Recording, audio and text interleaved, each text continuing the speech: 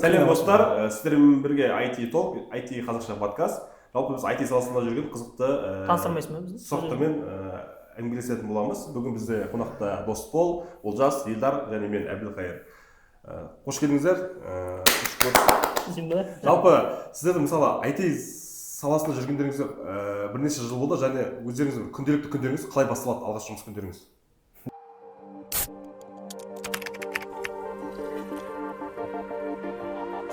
Менде әдетте кашадан басталады, каша жеймін. Жуын шайын, офисқа келіп, офиста кофе ішіп. Әдетте өзі обедке дейін, түске дейінгі нелерді айттым. Стендаптар, дейліктер, кездесулер болады. Негізгі жұмысты, ең үлкен жұмысты сол таңертең жасауға тырысамын. Сол менде. Енді келесі сөз кезегін деп көкітсең. Менде то же самое, но энергетик кейде көп ішетінім бар енді. Солай, түске дейін сол дейликтермен жұмыстың андай қосалқы шаруалармен жүреміз да, одан кейін ақырындап жұмыс басталады. Өзім бір қалып. Андай ютубтағы адамдар түсіріп жатады ғой, бір әдемі таңертең смузи жасап, ондай жоқ енді, бірақ тырысамыз сол келуге. Досбол сен де енді. Менде тоже азында барасың, каша жейсің, ең бірінші. Бірақ негізі мен өзімде продуктивный уақыт болады әр адамда. Менде мысалы азанда сағат 9-дан 1-ге дейін сол уақытта бүкіл қиын жұмыстар беріледі ғой. Тасктар, нелері, соның бәрін азанда бітіруге тырысамын. Содан кейін обедтен кейін уже кішкене қиындау болады да, жұмыс істеуге. В основном продуктивный күні менде азанда басталады. Сондықтан каша ішемін, чай ішемін, болды. Менен басқасын бәрі каша ішемін ғой. Каша шесіндіріп каша. Сен де өзіңде қалай Әбілқайыр? Мен де қалай болса, мен де ұйқыдан тұрамын. Сағат қараймын. Сен де жұп. Соға түсіңдер. Соға шығып кетемін. Жоқ, мен завтракты офиста ішемін. Келем, бізде 9:30-да примерно уже дейлік басталады, 10-ға дейін. Содан кейін ерте келсем, ерте ішіп аламын, завтрагымды болмаса дейліктен кейін ішемін да. Сөйтіп жүргенде 10:30-11 болады, сөйтіп жұмыс басталады. Бірінші жұмысым менде почта тексеруді басталады. Қандай сообщение келді, мынау деген сияқты. Содан уже ары жұмыс басталады. Мен жұмыс күннің бірінші жартысында ешқандай қатты жұмыстар қарамаймын. Логтар қараймын, ананы қараймын, мынандай қараймын, задачалар көп бастамаймын. Менде жұмыс обед ішіп келгеннен кейін басталады. Негізгі барлығында солай сияқты ғой көбісінде. Сондай бір не болатсақ, бір таңертең келгенде ұйқыңнан шыға алмайсың, жұмыс, анау жиналыс, анау сұрақ қояды, мынау сұрақ қояды, соларға жауап беріп жүргеніңізде бір уақыт өтіп кетеді. И бір 2:30-дан кейін уже отырамын, кешкі 7:30-ға дейін толық задачаларды бітіруге. Сондай бір неме өтеді, темп өтеді. Жұмысты ерте бастағанша лучше кеш бастап, кеш қайтқан кайфовый ма бірдеңе. Сондай бір өзінің несі бар. Әр адамда әртүрлі. Біреулер бар, ерте бастап келесап, кейбір адамдар келесап бастап кетеді, сразу отырып жұмыс істеп кететіндер бар екен. Мен келген кезде, мен дейлік стендап дейтін болды бізде жиналыста. Мен жолда кіремін сондай неге. Сондай кондиция. Кондиция. Жолда келетінді сөйлесіп келемін, и келемін, уже кофе алып келемін, и отырамын, кофе ішемін, и содан бір компьютерін қосамын мен. Сосын почта қарап сөйтіп кетеді да. Завтрак ішпесем, сол завтрагымды ішемін, әкеліп негізі көп жерде жұмысқа бір таңертең 9-да басатын болса жұмыс 15 минут бұрын, жарты сағат бұрын келген жақсырақ дейді да. Енді бұрын мен андай болатын, ерте келетін кездер болатын. Ерте келесің, әріптестерім, коллегаларым бірге сол жұмыста завтрак ішесің, соған бірге кофе ішесің, сосын соған бірге дейлік стендаптарға қатысасың, сосын бар жұмыс задачалар уже басталып кетеді да солай. И одан түсіндім мен. Что-то это не то, лучше емес. Уақыт көп кете ма? Көп кетеді. Ұйықтап келейінші дедім да, оған дейін бір тақап келемін, бір біразға дейін ұйықтаймын. Определенный уақытқа дейін. Өзім бір уақытым бар, типа 8:40-да тұрамын деген сияқты да, ұйқыдан. Бұрын 6:40-да тұратын едім, 2 сағат өзіме қостым. Зато жұмыстан кеш қайтамын. Сондай бір нелер жүр. Жұмыстан ерте қайтуға тырысамын негізі, бірақ основном азанда келдім, мысалы қиын задачалар береді. Задачалар бөлінеді ғой, мысалы оңай, орташа, қиын задачалар болса, азанда істеуге тырысамын. Егер азанда істемесе, уже обедте наоборот ұйқы қысып, бүйтіп отырасың, маужырап. В общем, сен кеткен кезде уже примерно задачалар бөліп қайтасың, мен мына задачаны бітіріп тастаймын, мына задачаны істеймін. Жаңа Досбол айтпаған нәрсенің өзі техниканың аты бар сондай. Съесть лягушку дей ма, ең қиын жұмысты бірінші сол істейді. Бірақ әр адамда әртүрлі да. Мен просто мысалы продуктивное время дейді ғой, жаңағыдай. Менде либо түнде, либо азанда. Сол уақытты жібермеу керек. Обед уақытында емес никак. Обед уақыты жоқ. Обед уақытында ұйқы келеді. Біреулерде болады да кейде де оңай задачалар бірінші қойып қояды да. сосын соңында қиын задача отырады. иә андай отвлекать етпейді деген кезде Вот менде хаос болады екен да, мен өзіме ұнайды сол. Причем маған ең важный критерий задачаны алғанда срочности да, просто қай задача тезірек біту керек соған қараймын да, қайсысы қиын екенін. срочно Кейде андай моменттер шығып кетеді ғой, бір моментте 2-3 задачаны қатар қарап отырасың да, андай сосын қиын негізі солар. Олай істей алмайды екен. мүмкін саған ұнайтын шығар кейде. Мен жартылай істей кетіп біреуін екіншісін істеп тастап сосын қайтадан ана жартылай істегенді мүмкін кейде ұнайтын шығар жаңағыдай ше. Мультитаск. Иә, бүкіл задачалар істеп отырып, не қылып, Иә, ондай өзі занятой болып сезініп ше. кейде сезінгің келмесе де сезіндіреді ғой өмір деген ондай. Бұл мен сөйтемін, 2 задачаны сразу ашып қоямын, қараймын, қайсысын бір бастап кетемін, или может бітіріп тастаймын, екінші көшемін, или болмаса подряд қарап отырамын дейді. Ол жерде делегирование деген нәрсе де бар. Егер соны жақсы меңгеріп алсаң, оңай деген тапсырманы басқа адамға беріп Сол кезде мысалы 2 сағаттың ішінде 3 задачаны бітіріп тастауға болады да. Или 2 сағаттың ішінде 1 задачаны бітіруге болады деген сияқты ғой. Кейде мысалы тапсырманың деңгейіне байланысты. сен біліп тұрасың сол задачаның оңай екенін, бірақ қашып жүресің соны. Созып аласың. Созып білесің да ол Тіпті проекттер болып тұрады бір ашқың келмейтін, ашсаң ана бір. бірақ біліп тұрасың қалай істеу керек, не істеу керек, қанша уақыт кететінін. Сондай болады, кейде сол задачаны бітіріп тастағым келіп тұрады да, кейде да. Кейде сол жүре бергім келеді, енді жақындағанда бітіріп саламын ғой. Даже ондай емес, подсознательно ашқың келмей тұрады да ана проекттің өзінше. Миыңда тұрады. Өзі проекттің аты да ұнамайды саған. Мен мысалы бэкэндті білмеймін, мен өзім фронтендті істегеннен кейін мысалы верстка болады да. Верстка мысалы қиын емес. Біздің жаңағы жұмыста версткалар қиын емес. Мысалы iPhone шығарып жатқан жоқпыз соған. Новый iPhone шығып жатқан жоқ. Анимациялар былай. Білесің да, бір енді 1 сағат уақыт кететін. Бірақ сонда да бүйтіп, ертең істеймін, арғы күні істеймін. Оңай ғой деп.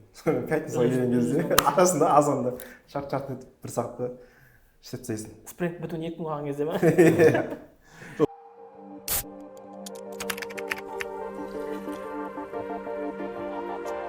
Мысалы сіздер жұмыста алғаш IT-ге келген күндеріңіз қалай өтті? Мысалы ең бір жұмыс күніңіз, мысалы жаңа компанияға келдіңіздер, сол қалай басталды алғаш жұмыс күндеріңіз?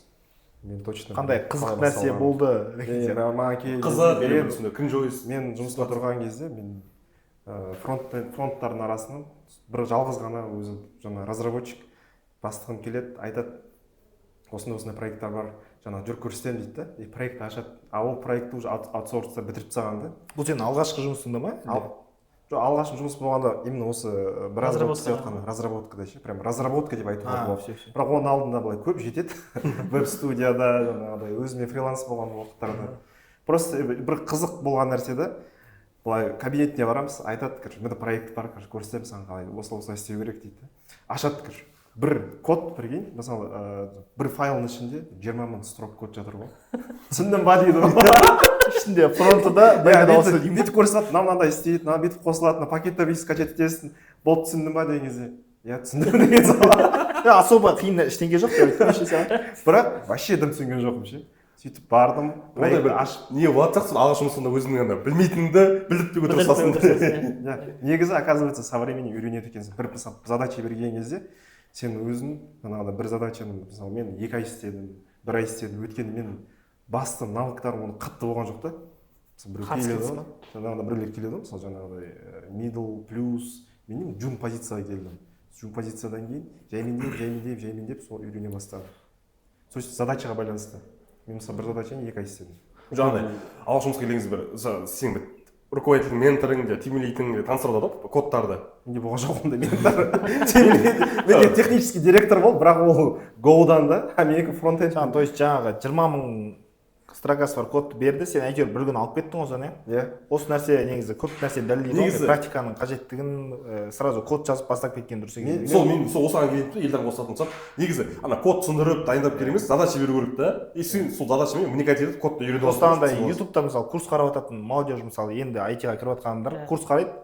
Опының бірнеше плейлистін өтесің, ол бүкіл жерде бірдей түсіндіреді, бірақ дальше не істеймін мен деген нәрсе болады. Даже кейде сен өзің істеп жатқан нәрсені термин ретінде түсінбеуі мүмкінсің. Бірақ сен практикаға келген кезде ол нәрсені уже да ол істеп тұр ғой. Ол сен қыласың. Project based learning. Сосын кейін уже сен жаңағы үстіне қарайтын адамдардың айтады да, мынау дұрыс екен. Жаңа сіз айтсың ғой, қалай айттыңыз? Project based learning. Сосын айтқым келді. Ал мысалы енді қандай қызықты оқиғалар болды, мысалы жұмысқа келдіңіз, содан кейін бір сервис құлатып алып ой талай рет құлаттық қой просто соның біреуін айтып берсең. қандай мысалы есте қалған бір адам бір есте қалған бір несі өзінің бір қателігі болады ғой жұмыста. мен талай рет құлаттым, ол енді конечно дұрыс емес, бірақ мен өзім ойымша кез келген бір разработчик ол бір рет құлатады негізі продты. Сосын со временем система бүйтіп құрастырылады, қалай жаңағыдай сақталу керек, қасын қандай адамдар қарау керек, өзінің бір техникасы болады да. Мен мысалы бірінші келген кезде бір кодты салып жібердім, жаңағыдай өзім локально жұмыс істеп тұр екен. Сосын негізі ол кезде анда бөлінетін средалар ше, тест, дев, сосын продакшн. Мен кезде білмей тұғым жаңағыдай средалар бөлінеді. Мен то есть локально істеп тұр, прод қалай тер жүргенсің, сөйтіп продты бір құлаттық. прод. Бірақ негізі продты құлатқаннан кейін негізі сенде 5 минут бар ғой исправить етуге. Пока ешкім білмей тұрған кезде. Сол кезде адамдардан сұрап, жаңа қалай істеу керек, не қылу керек, продты құлатып алдым. Ең жақсы совет ол қасыңдағы адамдардан сұрау керек. Олар өткен біледі да, саған көмектеседі да. Мен сөйтіп құлатып алғанмын продты. Не то адамнан сұрақ қалса керек. Одан өтіп барды білмейді. Олай басқалар айтып беретін болса. Ондайлар да болады, сатып кетті. Анау құлатып тастапты, көмектесудің орнына ше. Негізі, бірақ біз айтайын сондай не бар да, бір андай жазылмаған бір традиция ғой. Джентльменский. Мысалы WhatsApp-тың өзінде де, мысалы WhatsApp, Facebook, үлкен компаниялардың өзінде мысалы құлатып жатыр да. Хотя ол жақта үлкен бір система уже выстроена. Үстіне қарайтын адамдар бар, қанша мысалы бюджет бөлінеді. 20 жылдап келе жатқан опыт, но все равно құлау керек проект, құлап қалады әйтеуір. Құлатып жатады да, былай қарағанда енді человеческий фактор ғой. Ешкім не застрахован, не ғой.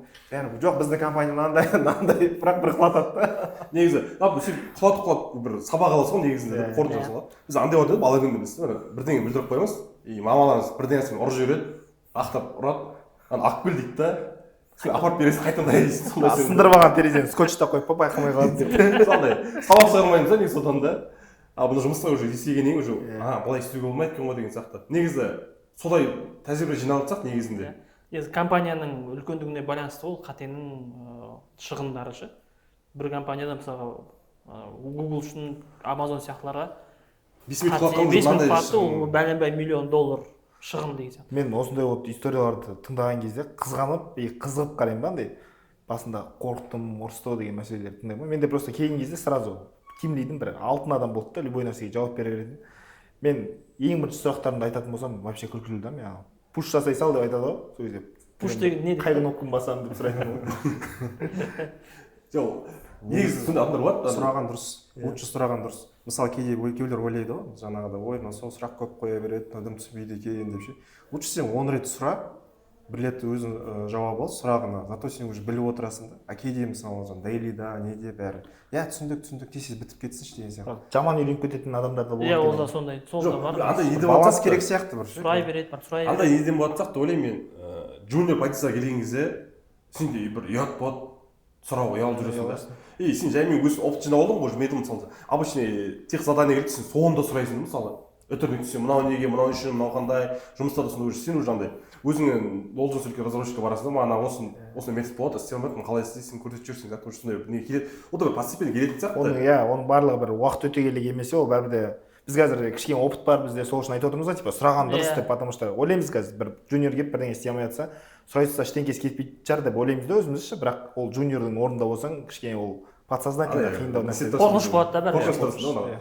Ұрысып жүре ме, ұрып жүре ме, кірдің, значит сен сол жұмысыңа достойный адамсың да, и бір күні ол жұмыста сен үйреніп кетесің деген. Кейде просто имеет значение. Мысалы сен көпшіліктің алдында отырсаң, кейбіреулер мысалы сондай бар тұғын программисттер мықты білетін, не қылатын, үстінен қарап ше, ой сен не білмейсің ба осыны. Токсичный ма? Иә, жаңағыдай да. Ол енді мен енді сондай жағдайларда болған кәдімгідей жұмыста. Аттарын айтпай ақ қойыңдар. Ондай жағдайлар болған, бүйтіп үстінен қарап, ой сен осыны білмейсің. Үстінен қарап дегенде менсінбей қарап па? Менсінбей, иә, бүйтіп. Ой сен осыны білмейсің. Мынаны да білмейсің ба деген. Сен осынша жұмыс істеп жүрсің деген сияқты да. Ол человеческий фактор. Мысалы кейбір адамдар олар тез алып кетеді. Мысалы жаңағыдай бір документацияны қарайды да, бүйтіп алып кете береді ше. Мысалы мен бірақ өзім мен практикпін. Маған өмір бүйтіп жаңағыдай бүйтіп мышканы ұстап барып көрсетіп, запускать етіп, эррорны алып, бір ошибкасын алып, сол кезде түсінемін да. Өзің барып қолмен көресің, басып. Мен мысалы айтатыным, мысалы сен де өзің үйренген кезде, сен де неужели сен сондай ошибка алған жоқсың, не істеген жоқсың? Сен де жас болды ғой дейсің ғой. Жоқ деймін ғой, мен бірден бірақ ол кішкентай кезінен бері программист етіп жатыр да, мысалы 10 класстан бері. Ондай мен мысалы 24 жасынан бастадым. Ондай адамдар да болады, бірақ кейбір адамдар мысалы соған жақын, но андай болуы мүмкін, личный пространствосын қатты ценить етіп қойған. Ол саған айтпайды андай, сен сонда білмейсің ба деп айтады, просто жек көреді да адам, жақтап бірдеңе сұрап. андай взглядтың көрсетсе ма, кетсең алыстан кетсең қарап отыра ма? Бірақ оған мен внимание обращать ету қажет жоқ. Ол мысалы әртүрлі адам да, мысалы офиста 10 адам жұмыс істесе, соның арасында біреу болады сондай. Ол қатты біледі, не қылады, кішкене токсичность бар. Бірақ басқа адамдардан сұрасаң, кәдімгідей мысалы болған жаңағыдай вот көрсетіп, міне бүйтіп істейсің, қара деп ше түсіндіріп. Осы мәселеде бетіңді қайтарып тастағаннан кейін андай ойламау керек та, болды мен уже карьерам бітті депші, потому что мне кажется, мен ойлаймын, если сен программировать жүрсең, бет қайтару это сен екінші өмірің ғой, короче. сен де біреудің бетін қайтарасың.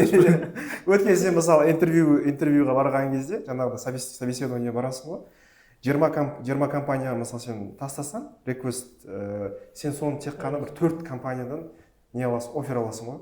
Это нормально. Офер аласың ба, приглашение аласың, собеседование. Мәселе сонда ғой. Жоқ, кәдімгі өтесің, да. Жоқ, өтесің. Отклик мысалы 20 отклик алсаң, соның арасынан мысалы сен кішкене сасқалақтайсың, не уверен боласың, бірақ біліп тұрған сұрақтарыңды ұмытып қаласың. Андай келеді ма собеседование кезінде?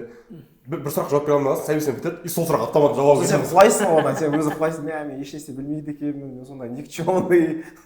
Это нормально. Өткен собеседование өту ол басқа сала. Ал мысалы жаңағыдай программировать ету ол вообще басқа нәрсе. Өзің ценностіңді, өзің неңді білу керексің жалпы. Бір рет сондай сұрақтар қоясың, ешнәрсе білмеймін, менде сондай келмейді деп ше. Самоуважение андай болды, өз-өзіңе достойный екенін сезіне бастаған бағыт. Енді бір қиыншылығы көрінеді, бірақ бэкэндермін ғой мен. Бір фронтендер, өзімен жасты фронтендер келіп, нені саған осындай қылып жасап берейін бе, дейді, мынандай қылып жасап берейін бе деп мен көңілімді сұрады да сол кезде ше. Мен желаниямды сұраған кезде вот ойладым, мен типа адам екенмін ғой мен. адам екен, менен де сұрайды екен ғой, қалай Менен де сұрайды екен ғой. ең басында жұмысқа кірген кезде, содан кейін кішкене Ол бәрі уақыт өте келеді. Бірақ коллегалар тоже Осы очень важно. просто бір нәрсені есте сақтау керек та, сен ол үшін біреу сенің бетін қайтарып жеген үшін жұмыстан шығарып жібермейді деген сияқты. жоқ, бір андай болады. Мысалы менің алғаш жұмыс күнімде андай болды, типа история айтып берейін кішкентай. Алғаш жұмысқа келемін, компьютер, ноутбук ештеңе жоқ. Приказ договор отырып келемін, и бірінші жұмысқа келемін. И обедке барып келеміз. И обед деген жаңағы тимлейтін тұрады да, сен үйге қайта бер дейді ғой маған. Мен андай қорқыныш болып кетті, бітпеймін деген сияқты жұмыс шығарып жіберді мен. Сағат бір 3:30-4-ге жақында, мен көшеде офистен шығып кетіп бара жатырмын. Болды ма енді? SWOT анализ жасап бара жатсың. Андай өзіме не дұрыс жұмыс істедім деген сияқты да. Бірден сразу ноутбугымды әкеліп көрсетуім керек деген сияқты андай не келіп жатыр. Мен өзіме жұмыс жасауға не желанием бар деген сияқты. Осы ертең ноутбук апарып барып көрейін, ертең қой жасау онда көрермін. Или мен слишком қатты код жазып қойдым ба. Сосын келесі ноутбугымды әкелемін, и задача сразу келіп отыр да. Жаңағыдай сияқты сен түсініп отырсың, бірақ болатын жерде бұқып кетесің ғой бүйтіп. Сондай нәрсе болады. Еще андай болатын, бір код жазып отыр, қасым бір менторым болды. И маған ұрсып отыр да, типа перемене деген екі білмейсің ба, бірдеңе ұрсып отыр да. Мына жақта екінші бір разработчик келеді да. Мына жігіт қоя салсаң болады ғой дейді да. И басында ана көмектескен жігітке, разработчикке мен басында ең бірінші келген кезде андай бір мына өзінше екен ғой деген немен қалып қойдым да. Менторымды ұнатып алған деп осы маған ментор болсыншы деп. Ана сөйтіп отырса да ана разработчик жақсы көріп кетті. Өзі ментор. Сүйіп қосылған ментор.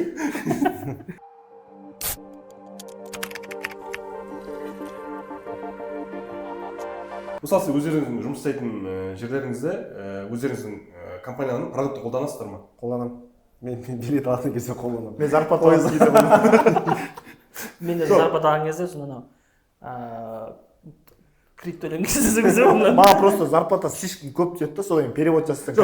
Былай болды мысалы да, біз айлық түскен кезде біз банкоматқа барып ақшаны шешіп алатын едік та.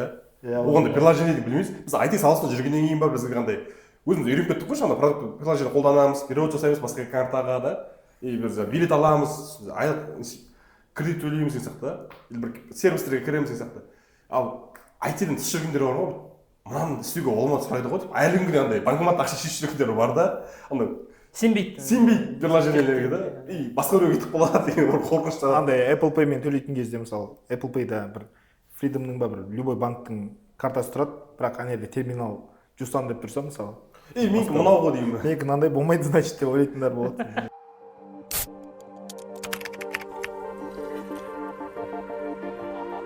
Мысалы сіздерді айлық түсетін күні өздеріңіз қалай сезінесіздер? Керемет сезінесіздер. Өте керемет. Мне кажется, айлық алатын күні адамдар бәрі жақсы сезінетін сияқты. Андай бәрі офисқа шығып, уже андай айдың соңына қарай кол ашып жүргендер уже андай кофе ішіп уже бәрі бір сияқты, ауа райға жаңбыр жауып жатыр ма, қар жауып жатыр ма. сондай ең бастысы бұл. айлық түсірген андай бір коллегаларым бар, удаленка істейтін да, бір өмір офиске келмейді, сол кезде бір офисқа келіп андай бір бұл жаққа Бір амандасып дейді. сондай бір Андай аяқ түскен кезде де аяқ түсті, бәрі қуанышты. Әлі түскен жоқ деп отырғандар болады. мынандай ситуация болды. Новенькиялар ма? фамилиясы Т-дан басталатындар ғой мен. бізде мынандай ситуация болды. Андай жаңағы жұмысты бір белгілі бір 2 апта сайын спринт дейтін болады ғой. Соны бітіргеннен кейін қорытындылаймыз, ретро дейтін болады ғой мысалы.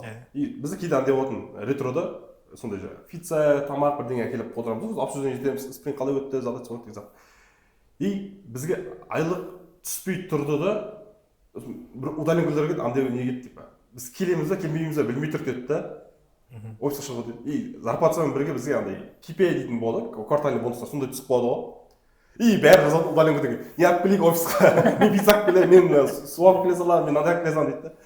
Сондай ойлап, бәрін шығып кетті офисқа да. Движняк дейсің ғой. Движняк болады да, сондай бір кейде сондай бір мотивация. Мен де шақырсай. Сондай бір мотивация болады негізінде.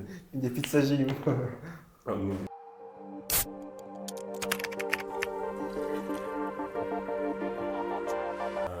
Жалпы мысалы, біз жұмысқа алғаш келген күндерімізді айтып жатырмыз. Мысалы, алғаш келген кезде әріптестеріңізбен қалай тез араласып кететін, қалай араласып кеттіңіздер тез? Сондай бір лайфхактар бар болса бір. Менде өзіме в целом жұмысқа келген кезде андай особо қиындықтар болған жоқ, адамдармен сөйлесу маған қатты қиын болмайтын негізі. Офистің ішінде былай жұмыс бойынша кім немен айналысады, сол бойынша танысып сөйлесіп кеттік. Ал қазіргі таңда ең қатты жақын сөйлесетін адамдармен қалай араласып кеттім деп айтатын болсам, жұмыстағы бұл кішкене пропаганда жаққа қарай кетіп қалады да. Андай өзім бір кішігірім жаман әдеттерім бар, далаға шығып таза ауа жұтып қайтатын 5 минут 10 минут. 5-10 минут таза ауа жұтып қайтатын әдетім бар. Сол сияқты мен жұмысымда тоже ондай адамдар көп екен. Солармен бірге шығып уже жұмыс туралы ғана емес, басқа да әңгімелер айтып далада солай сөйлесу. Мен жұмысқа ең алғаш келген кезде бірінші танысқан адамдар түскі уақытта жаңағы тамақ ішуге шығып сөйтіп барады. Сондай болған да. Күнде шыға бересің. Негізі бар ғой бір, ол аржан сенің руководителіңе байланысты сияқты да. Новенький да, руководитель жаңағыдай опытный болса, новенькиймен старыйсыз араластыру үшін руководительге байланысты. Обедке шығып келейік деп сол таныстырады да. Өйткені сен өзіңге бар таныса алмайсың, ол да келіп саған таныспайтындар болады да кейде.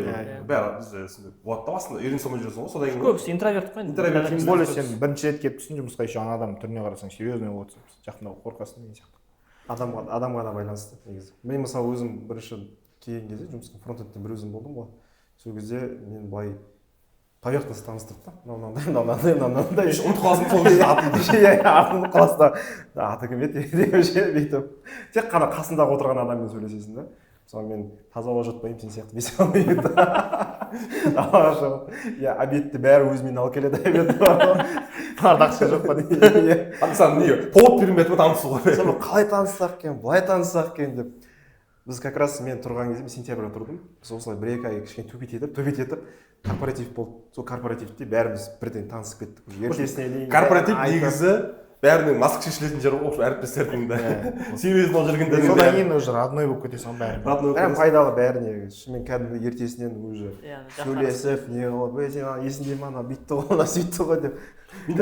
Еске алып отырасың да. Келеді, бүйтіп өстің да ғой, мысалы 30-40 адам тұрады, келді, мынау Әбілқайыр дейді, мынау танысып шығады, аты ұмытып қаласың, и мен андай болады.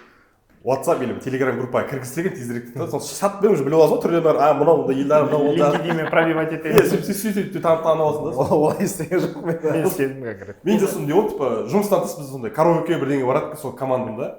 И мен соған қосылып кеттім, ән айта алмасын, содан кейін сөйтіп. Қазір әншімен билік. Бірақ арада сондай бір адам керек. Сондай бір руководительге байланысты или бір орта руководитель болса да, бұрын опытный разработчик болады. Жалпы не обязательно даже опытный кейбір өз сондай душа компания адамы болады, любой коллективтің андай бәрін біріктіргісі келіп тұратын, хоть жум болса да сондай адамдар. Қай отделға келеді сол байланысты. Мысалы мен фронтендке мен өзім менен келген балаларға бірден таныстырдым да. Мысалы бэкэндтің балалары, мысалы техподдержканың балалары бірге шығып, сөйлесіп, мысалы отырып қалма, не істеме. Себебі сен опыт болды өзіңде. Мен сондай состояниені сезбесін деп, өзім ыңғайсыз болмасын деп, жалғастырамасын деп. Өйткені кейбір мысалы программистер келеді да, өзін сезіне алмайды да командада, басқа уже жұмыс іздейді ше. Ал егер де мысалы жақсы өзін сезінсе, ары қарай кішкене айтқым келгені адамдармен танысу үшін міндетті түрде таза ауа жұтудың қажеті жоқ. артық ол да жақсы көмектеседі. Ол жақсы көмектеседі, оның да бірақ бір ол- пайдасы бар. пайдасы бар, бірақ енді, коллективқа қатты маңызды ғой, коллектив маңызды жүреді. ең не емес деген. Сен басқа компания адамдарымен танысасың. Таза ауа жұтып жатқан кезде. Менде мынандай бір не қасиетті өзімде. Бұрыннан бала күннен келе жатқан. Мен бір ортаға келдім да, мен бір екі күн анализ жасаймын. Кім қандай Илдармен қалай сөйлесе аламын, Олдаспен қалай сөйлесемін, Досболмен қалай сөйлесемін дейтін де өзім анализ жасап жүремін да, кім қалай деген сияқты зерттеп аламын. И сосын ашылып сөйлесемін. И менің сырт келіп өтім біреулерге андай серьезно көрінеді екен да, андай әзілдеспейтін, андай жұмыс не сияқты сияқты көп адамдар маған бірінші келуге не істейді екен. Жүрек сынады екен да, келіп обращение жасауға. И сосын өзім келіп сөйлесіп, жаңағы елдер айтқандай таза ауаға шығып сөйлесіп келгеннен кейін уже олар не бастайды. Сосын жаңағы корпоратив дейді, обедке шығады, содан уже сөйтіп жақсы араласып кетесің. Сондай жерде қалмау керек негізі. Негізінде мен көп келген абсолюттерге айтамын. Мысалы, командамен караокеге, командамен бір жаққа бара жаттық па, міндетті сен де шық деймін да. Үйрен, көрсет Хочешь, не өзіңді. хочешь, ұнамай ма? Күнде шықпайсың, просто Сол андай ғой. шығып. соңына шықпайтындар бар ғой. Бар да. Караоке ұнамаса да, просто бір барып қайтқанда тұрған ештеңке жоқ. Команданың несімен бару керек. Может, ұнап қалады сол кезден бастап. Бірақ ол Мысалы, менде де сондай болады, мен кішкене біреулерде страх болады сондай. Интервью Сол. болғаннан кейін не болғаннан кейін. Заставить ету керек өзін. көзді адамдардың алдына, көз алдына түскісі келмейтін, ортаға бір шыққысы Ондай келмейтін қатты адамдар мен болады. вот сол мен сол менің нем сондай адамдарды жақсы көремін да, ортаға қосқанды да. И мен зерттеп жүремін. Мысалы, елдар араласпай жүрмін, елдарды әкелемін ортаға. Елдар осындай барайын деп барасың ба, ақша жоқ мен көп қосылтамын деген сияқты да. Доспол менде ақша жоқ. Елдар екеуміз барайын деп тұрмын, елдар алып берейін тұрып қоса саласың. Елдар саған қосылады. Сондай адамдар андай бір себеп айтады ғой, мен осындай себеп болып тұр дейтін. Ей, қатты маңызды емес деген сияқты. Сонымен андай араластырған жақсы көремін да, команданың бір андай спорт жолын. Сөзіңіз рас болса, шыққаннан кейін таза ауа жұтып кетейік. Міндетті түрде. Осы жаңадан жұмысқа келгендерді ортаға қалай енгізу керектігі туралы бір не бар, идея бар. Идея дегенде соны жасадық деп айтайыншы. Клуб. Иә, клубтар бар. Клуб деген Ночной клуб бар. енді коллектив болғаннан кейін әр адам әртүрлі қызығушылықтар болады ғой. Біреулерге шахмат ойнаған ұнайды, біреуге кітап оқыған ұнайды, біреуге тауға шыққан ұнайды. Тематикалық клубтар Иә, ғой сондай. әртүрлі интерестерға байланысты. Біреулерге кальянға барған ұнайды. Сондай тақырыптар қосып клубтар ашқан болатынбыз. Ол 3 жыл болды биыл. Сондай болды. Арасында қалғандары бар, жаңағы істемей қалғаны бар, өшіп жалғаспай қалғандары бар. Сол нәрселердің мақсаты ол жаңадан келген адамдарды сол клуб арқылы коллективға кіргізіп жіберді. Негізі бір мақсаты ше. Және екінші мақсаты жұмыстан бөлек те кішкене қызық нәрселер бар деген сияқты. Мысалы, тауға шығу жалғыз адам үшін кішкене қиындау болуы мүмкін, ол қызық емес болуы мүмкін, ол не қыламын деген сияқты. Ал егер қасында 2-3 адам болса, жүр тауға барады десем, мысалы баратындар бар. Мысалы келсем, дұрыс, бірақ жаңағыдай не только ертең мысалы сен сол жұмыстан шығып кеттің. Сен мысалы коллегаң жақсы сөйлестің. Ол мысалы ертең сені тартуы мүмкін да басқа жұмысқа. Басқа компания тұрып кетеді, не қылады. Мысалы сондай кәдімгідей кейстер бар. Жаңағыдай жұмыстан шығып, басқа жұмысқа тұрып, одан да жақсы жұмысқа тұрып, ар жақта коллегалар уже хантить етіп жатады да. Кел осы жақта осындай офер бар саған. Негізі уақыт өте келе опытпен келген кезде уже келесі жұмысқа ауысу деген андай бұрынғыдай хедхантердан жаңа жұмыс іздейін деген емес, сондай бір рефермен таныспен кетіп Енді андай болатын, андай бола емес, бір жұмыс жасағанда бір тәжірибе аласың да, басқа жерге қолданады дейтін. Мысалы, мен бірінші келген жұмысымда бізде сондай болатын да, сондай ретро дейтін нәрсе, біз сыртқа шығып торговый центрлерге барып, пицца, сондай бірдеңе жеп, сөйлесіп, әңгімелесіп, сөйтіп істейтінбіз. И мен соларды алып алдым да, и басқа жұмысқа келген кезде мен айтым, қандай идеяларың бар еді, басында келген кезде екінші жұмысымда андай болады. Осындай аудиторияда отырамыз кабинетте, и серьезно сөйлеседі де бәрі. Біз айтып, давай осы кішкене өзгертейік дедім да. Давай мына ретро дейтін нәрсені праздник ретінде көрейік. күтіп отыратын. Бәрі күтіп жүретін дейді андай. Қашан пятница болады, осы обслуживание дедік, обслуживание айлық төлесеңдер сен. Сол нәрселерді әкелдім деп, пицца әкелейік, сок әкелейік, торт әкелейік, шай ішейік, әңгіме айтып, еркін сөйлесейік деген нәрселер. Мен де келемін ретро. Сен олша біздің ауысу керексің. Адрес скажи мне. Сондай бір лайфхактар болады. Мен сол ана алып, сөйтіп тәжірибе жиналасың да, ертең сен бір жерге бір өзің руководитель должность барған кезде, сенде уже бэкграунд бар да. Коллектив қалай араластыруға болады, сөйлесуге болады деген нәрселерді. Сондай жақтан да қарап жүру керек та негізінде. Кейбір біреулер бар, жаңағыдай бір жерде жұмыс істейсің, и бір жерге ауысасың, бірақ екі түрлі командаға барасың да, бір компанияда. И ол айтады, ана команда жақсы еді дейді. Мен айтамын да, мана команданы жақсартуға саған кім кедергі деймін да, или не кедергі деймін да. Андай, ол мына жақта басқа компанияда жүрген кезде біреудің есіме жүріп қалды андай. мысалы елдарға шақырады, елдар қасында жүреді, елдар қасында жүргеннен елдар ана жаққа барады, ол елдармен бірге барады да араласып жүре береді. И ұнайды мысалы ортада жүргенде, мысалы ол да шақырады, ол сөйтіп жүреді. Мына жаққа келгенде ной орта ғой. И андай не болып қалады сияқты ашыла алмай қалады да. Өйткені бір андай өз инициативі болған жоқ. Өйткені мына жақта елдар көрсетіп жүрді, мысалы дос көрсетіп жүрді, олжас көрсетіп жүрді, мен көрсетіп жүрдім деген сияқты жолда да. Сосын бір кішкене қиналып қалсақ, сондай адамдарға да бір кішкене бір не беру керек сияқты. Бір қызық оқиға айтып жіберейінші, пока ұмытып қалмай тұрғанда. Бізге жұмысқа бір жаңадан бала тұрды. Осылар бәрін таныстырды, бәрі жақсы керемет болып жүрді да. Жаңағыдай не қылып, міне осындай біз мысалы фронтенд командамыз, мына жақта бэкенд команда, сөйтіп сыртқа шығып таза ауа жұтып, не қылып. И былайша неге жақсы сөйлесіп жүретін тұғымыз. И бір күні сөйтіп бір балалардың қасына тұрды, үндемей тұр. Сосын ойнап айтасың, сен осы жұмыстан шығайын деп жатқан жоқсың ба десе. Я жұмыстан шығайын деп отыр. Ол бір ай болған жоқ та жұмыста. Білем, жақсы танаймын, ол менің студентім болған. Ол менің тәрбием.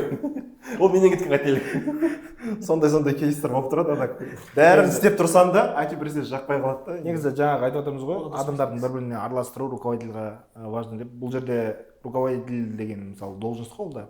Жалпы бизнестердің өзі владельцтер болады ғой. Соларға да бір айтылатын нәрсе. Негізі офиста условия жасасаң, жақсы условия жасасаң, адамдарды араласуына тоже андай мүмкіндік береді да. Мысалы настольный теннис деген жұмыста офистің плюшкалары кәдімгідей адамдардың араласуы жақындатады да бір-біріне. Қызығушылық бойынша. Соларды бір жақындастырып, адамдарды негізі PlayStation ойнап кетесің, настольный теннис ойнайсың. Біз жұмыс кім істейді сонда? жоқ, жұмыстан тыс бір андай үзілістер болады ғой, мысалы 13:00 мен 14:00 ол официальный обедке түскі үзілісің да. Кейде мысалы ерте елдер көбісі ерте ішіп аламыз да, и 30-40 минутымызды тенниске ойнаймыз. Иә, ол солай ғой, негізі көп миф бар, негізі айтишниктер таңнан кешке дейін настольный теннис пен PlayStation ойнап отырады деген сияқты. Оның барлығы жұмыстан одан да шаршайсың негізі.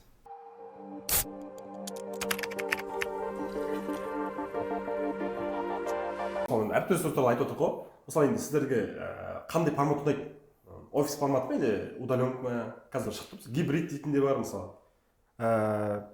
Новичок болсам мен, енді junior болып кірсем, міндетті түрде офиста істеп көруді қалайтын едім, және кеңес беретін едім кез келген новичокқа, потому что бағана айтып отырмыз ғой, офиста көп адаммен танысасың, сөйлесесің деген сияқты сол моменттер бар. Ал қазір өзіме жалпы уақыт өте келе особо разница болмай кетті, бірақ 80%-ын мен өзім даусымды сол офисқа беретін едім, потому что өзім сондай адам. Сен айтатын шығар деп жаңағыда Балиға барып, бір жыл жұмыс аяқта тұрар ғой, өйтіп закатқа қарап, сондай ма деп 80%. Ол да мүмкін енді, бірақ негізі офис өзіме ұнайды жұмыс істеуге именно. Адамдармен араласу, иә. Гайдаласы дәмді болады дейді жұмыстың. Удаленка сияқты сияқты. Жоқ, маған 50-50. Мысалы, кейбір компанияларда мен естідім, олар 3 ай жаңағыдай офиста істейді, 3 ай удаленкада жұмыс істейді ше. Ол да жақсы. Өткен мысалы удаленкада бірыңғай істейді. 3 ай бәрі кетіп қала ма удаленкаға сонда? Бәрісін ол жағын қарамадым. Бірақ сондай кейстер бар екен негізі. Неге ол жақсы? Өткен сен мысалы шаршаған кезде басқа елге барып, басқа елде тұрып, мысалы Таиландқа ма, бірақ хотя бы Таиландта жұмыс істемейсің ғой. Сондай жерде тұрсаң демаласың ғой. Демалатын сияқтысың ғой. Өзіңе қайсы жақын сияқты? Маған 50-50. Мысалы айтып отырмын ғой, сол сен шаршаған кезде бір басқа ел аралап, сол жақта жұмыс істеп, сол жақта тұрып, білмеймін, енді часовой поезд беретін шығар өздері, осындай часовой поездқа дейін деп. Аралықта болу керек. Иә, аралықта болу керексің деп. Сосын бірақ удаленка бір минусы, сен мысалы кәдімгі адамдармен сөйлесу үйреніп кетеді екенсің ше. Сөйлесе алмай қалады екенсің адамдармен. Керісінше дейсің. Иә. Жаңағыдай жабайы болып. Сол қалай таша бересің ғой кетіп ше. Сондай Таиландта не бар екен? Таиландтың пляждарында 2 монитордан тұрмайды дейсің ғой. Мысалы мен мынандай болды, мен полноценный 100% офиста жұмыс істеп көрдім. Бір компанияда, екінші компанияда полноценный удаленка істеп көрдім. И мен удаленка істеген кезде мен андай өзім қарамай кетесің, шашың өсіп кетеді, сақалың өсіп кетеді. Жабайланып кетесің. И дос болып айтқандай, адамдар сөйлесіп қоясың, и маған дос болар айтады да. Сен шықшы, әңгімеге шықшы, үйден шыққың келмей қалады. Или бір жаққа кетіп қаласың, басқа қалада, басқа елде жатасың. YouTube постасың дейсің. Сен түрің әдемі болып кетті қазір бар ғой, сен офисқа шығып жүрген көріп жүрмін. Сосын андай болады. И қазір менде маған енді гибрид формат ұнайды. 3 күн офиста, 2 күн удаленкада. Бірақ удаленка кейде қатты бір жеке бір демалғың істегің келеді, кейде бір шаршап қаласың ғой. Офистанда бір суетадан шаршайсың да, демалғың кезде удаленка істейін. Бірақ көбінесе офисқа шыққан жақсы көрем қазір, осындай адамдармен сөйлескен ұнайды екен маған. менде кезінде негізі сол неге байланысты сияқты иә, адам семейный ма семейный емес па дегенге тоже влиять етеді. семейный болған кезде удаленка істеген кезінде 1 жыл ма 1,5 жыл удаленка істеген, жаңа айтып жатқандай жабайыланып кетесің шынымен де, ешкім келмейді, ешкіммен сөйлескің келмейді, көргің келмейді. Күндіз шаруаларын істейсің, жаңағы үйге байланысты, жаңағы отбасына баланы больницаға апарып бергенде деген сияқты. Түнде бәрі ұйықтаған кезде өзің отырасың жұмысыңа ше. Сол олдың өзінің бір күшті несі бар да, бір вайбы деп айтады. Бірақ қазір офис мысалы. Бірақ андай не болып кететін шығар, жұмыстың уақыты мен үйдің уақыты Иә, екеуі араласып араласып кетеді. кетеді. баланс жоғалтып Иә, және Сен түнде жұмыс істеп отырасың дейсің ғой. ұйқы кетіп қалады, ұйқы ауысып кетеді да, күнмен де ауысып кетеді. Күндіз ұйықтайсың, жаңағы таңғы 6-ға істесең, 6-тан 12-ге шейін ұйықтайсың да. Сосын күндіз жаңа офиста жазады ғой, Zoom анамдай сондайлар бәрі өткізіп тұрып, сосын қайтадан жаңағыдай шаруадан істейсің. Сосын келіп түнде істейсің. Мен андай вот, мен офиста жүргенмін ғой, мен ешкім мазаламайды. Андай звонок ештеңе болмайды. Мен одан кетемін, созвон, Абдулхарим у нас задача құлап қалды, қара, надо созвонить, можем созвониться дейді. Сонда бәсе сен ұйықтап жатсың ғой мысалы да. Сен сол созвон үшін тұру керексің да. Негізі топ компаниялар бар ғой, Google секілді, солар офистарына условияны сондай мақсаттар жасайды ғой, мысалы офистің ішінде жеті сағат барлығы бар да, сен полный фокус сол жұмысқа арнайсың да. Сол удаленканың кейбір, мысалы мен фронтендте істегеннен кейін, мен мысалы проектті өзіме жаңа компьютерге скачать ете аламын да. Мысалы бэкэндте істегеннен кейін сендерде мысалы защита бар, не бар, удаленка компьютерге кіре керексіңдер да. И кейде мысалы сол компьютер зависать етеді ғой. Болмаса бір кез андай айтасың, ана бас жерші. Істемей жатыр. Кто офисе может перезагрузить мой компьютер, жаза жүрсің. Сондай сияқты. Финтех компания банкпон сондай болды ғой. Старбакста отырасың, магнумға отырасың. Пуст тұрамын. Жоқ, андай кейде ана удаленка кетіп қалсың ғой, андай чатқа жазбай кетесің ғой. И адамдар сомнение болмасын деп коллегаң кейде жазып қойсын сондай. Кто-то может, кто в офисе может перезагрузить мой компьютер или бірдеңе сұрап андай. Мен жұмыс істеп отырмын деген. Кейде бір көрсетіп қоясың ба? случайлар болған сондай бір коллегалар удаленка жасайды басқа жақта да. Компьютер больше қосылмаған да. Мен жұмыстың чатында кто в офисе деген сұрақты көп естимін да, бірақ соған жауап аз естиді деген, потому что біліп тұрады ғой адамдар жұмсайын деп жатқаншы бір жерге. Негізі топ етері 50-де 50 менікі. Өте жақсы. Менде офис және гибрид арасында. Менде 80% офис.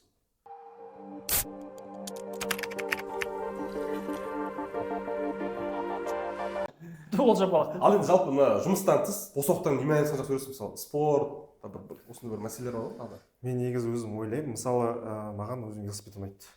Бір какой-то спорт керек. Велосипед ұнайды дейсің ба? Велосипед андай тауға шығып кетемін, наушник табамын, киіп аламын да өлең тыңдап тауға шығып демаламын. Өйткені ана мысалы мен білмеймін, сидячий образ жизни болғаннан кейін тез шаршайсың, выгорание сондай келеді. Жылына бір рет келіп тұрады өзі бүйтіп. Мен келдім деп не істейсің демесе. Біресе істеу керек қой деп. Сол кезде мен мысалы велосипедті аламын да тауға шығып кетемін. Тауға шығып, сол жаққа демалып, активный спорт бұл. Мазалама, мен бүгін демаламын деші. Сондай сияқты. Негізі спортпен айналысу керек по-любому. Енді дәл қазір айналысып жатсың ба сонда спортпен? Қандай бір спортпен? Велосипед профессионально айналысады. Қандай? Велосипед өзі велосипед сатып алғанмын өзіме. Андай рюкзак бәрі. Киімі, бас каскасы, очки, бәрі бар, аяқ киім. Жұмысқа велосипедпен келесің бе? Баяғыда келетін велосипед. Қазір машина алғаннан кейін машинаға келемін. Былай демалыс күндері. Демалыс күндері шақырып тұрады, велосипед шығасың ба дейді. Өзі андай. Бізде кімді таныстырып қою керек қой Дастанмен, Дастанды велосипед деп еді. Жоқ, Дастан былай ғой. Мына профессионально айналысады. Қолаға шығады да. И шақырады бізді. Шық деп па? Біз шыдай алмайсың енді. Әр адамда, мысалы менде бір спорттың өзінің бір философиясы бар. Мысалы үлкен арақашыққа шыққаннан кейін, мысалы медеуге шығу керек. Басында мысалы қаладан бастаған кезде кішкене қорқыныш болады да. Сол медеуге дейін қалай жетемін ба, жетпеймін ба деп. Өйткені сен бөлесің, жолдары бар ғой. Мысалы ана жерге дейін барамын да бір демаламын. Сөйтіп мысалы 1,5 сағаттың ішінде мысалы медеуге шыққаннан кейін ол да былай мысалы бір таск сияқты ғой.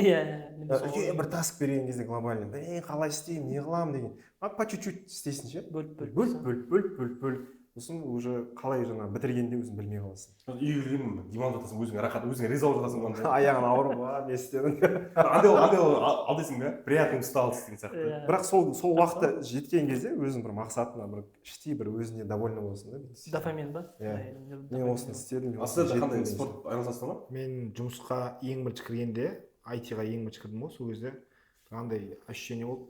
Арманымдағы жұмысқа кірдім бұл. Деген сияқты полный андай жұмыс болып кетті өмірім, қызық барлығы өзіме. Солай спорт ештеңке болмай кетті. Спорттан менде сол кездерде жаяу жүру деген болатын. жұмысқа жаяу жүгіріп келу ма кешке? жаяу жүрген өте қатты ұнайды өзіме бала күннен бері сондай болатын. Вот осы бір 6-7 ай болды қазір волейболмен айналысып жүрмін, аптасына 2 рет барып тұрамын. Студент кезде айналысқан спорттарды қайтадан өзіме қайтарып кішкене формаға да келу керек көріп тұрғандар волейбол туралы. Мен де 2021-ден бастап боксқа барып жүрмін, бокспен айналысып жүрмін. Аптасына 2 рет. Боксқа баруға не себеп болды? Жұмыста біреулер ренжітеміз. Я өйтіп саусағымен көрсетесіз. Жоқ, студент кезімде маған бір общагада тұрғанда бір не болатын, борец. Сол айтатын, ол жігіт дейді өзі. Сен арықсың, саған бокспен айналысқан жақсы болады, жаған жақсы келеді деп айтты да, соған жарасады, саған бойың ұзын деп. Соны я деп ойлап қойдым да, сол кезде. Сол кезде ойлап жүрмін ғой дедіңіз да. Бірақ ол кезде мектеп кезінде, университетте ешқандай айналыспағанмын да, мүмкіндік болмады. Кейін осы жаққа келіп, абонемент алып, сөйтіп айналысып жүрдім да. Қазір өзіме ұнайды. Білмеймін, андай біреу айтты емес, өзіме ұнайды да, барып. Залдың өзінің бір иісі, сасық иісі бар ғой. Сондай ұнайды өзіме. Раздевалканың Шықпайды дейсің. Шашағын басасың, кішкене болсын, ойыңды басқа жаққа бұрасың да. Мен бала күнінде спортпен айналысып келдім да, и осындай бір основа осы разработка IT-ге кіргеннен кейін мен спортты көп тоқтап қалдым. Мен 83 килодан мысалы 120-ға дейін 40 килодай қосып алдым да. дәл сондай жағдай.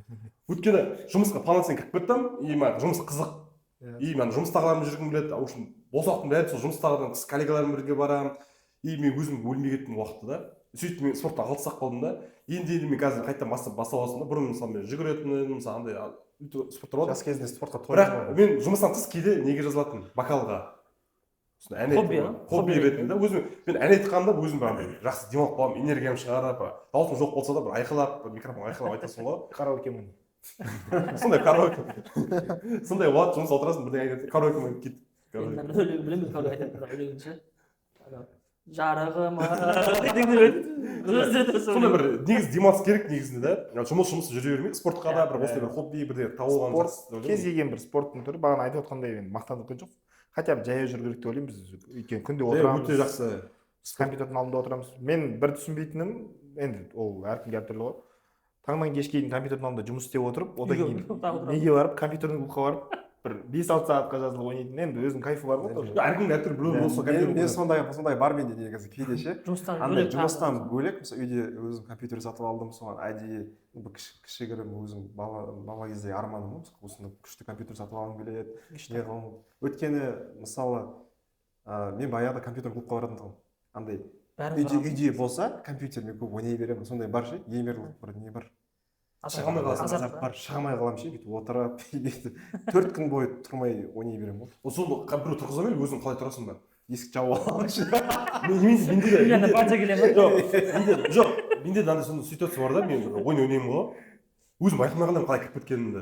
Қараймын таңғы 5. Шүйдесің обед болады да, ән отырсың да, мен бөлмем қараңғы жауып қалады да кейде. И мен өзім бірақ тоқтата алмаймын. Әбілқайыр қоя тұр, бұл демал деген сияқты да. 2 күн қатарынан ойнап кетуі мүмкін, бірақ 3-ші күнге созылмайды менің уже ауруым. Андай өзім тұрып кетсем, өзім автоматын далаға шығып кетемін, жүріп өзім ойым бұзыламын да. Кішкене зиян ол негізі ше. Негізі кейде мысалы уақыт көп кетіп қалады. Байқамай қаласың. Кейде мысалы доспаға хабарласасың, телефон өтемейді. 3 күннен кейін жазады атып өтті. Сосын кездескен ойын бітірдім деп жазғаннан кейін андай айтады ғой. WhatsApp ответ жазады мысалы. Бір шаруадан отырып босамай қалдым дейді да, 2-3 күннен жазып отыр өтті. Сосын келесің кездесіп қалсыншы ғой. Кешегі нені бітіріп едім ойын дейді. Әңгімелер андай серьезно, по делам. WhatsApp пайдаланды, бірақ живой сөйлескен кезде асылып қалды андай. Мен бар ғой бір ұстап тұратын сол ойын ойнамау ғой, андай екен мен күте алмаймын ойынның загрузкасын. Маған ойын деген андай болу керек, типа телефонды ашасың, кіресің, төртбұрыштарды қоясың или домалақтарды қоясың. бүйтіп істетпейтін ба максимально? Сразу жоқ, миыңды қозғалтасың, бірақ ашылған кезде плей деп басып ойнай. Сонда айтам, телефонда көп ойындар болатын, қолың босаса ойнай бересің да, бүйтіп сол өшіріп тастады. Сол жаман екен, сол жұмыста сондай жаңағы елдар айтқандай ойындар бар, жаңағы кросс-рат бірдеңе дейтін. ана жұмыс, ана ойын кіріп кетесің да, шыға алмайсың да бір. Қазір мысалы 20 мың отсын бітірем дейсің да, 30 мың кетіп қалады, сөйтіп уақыт созылып кетеді да.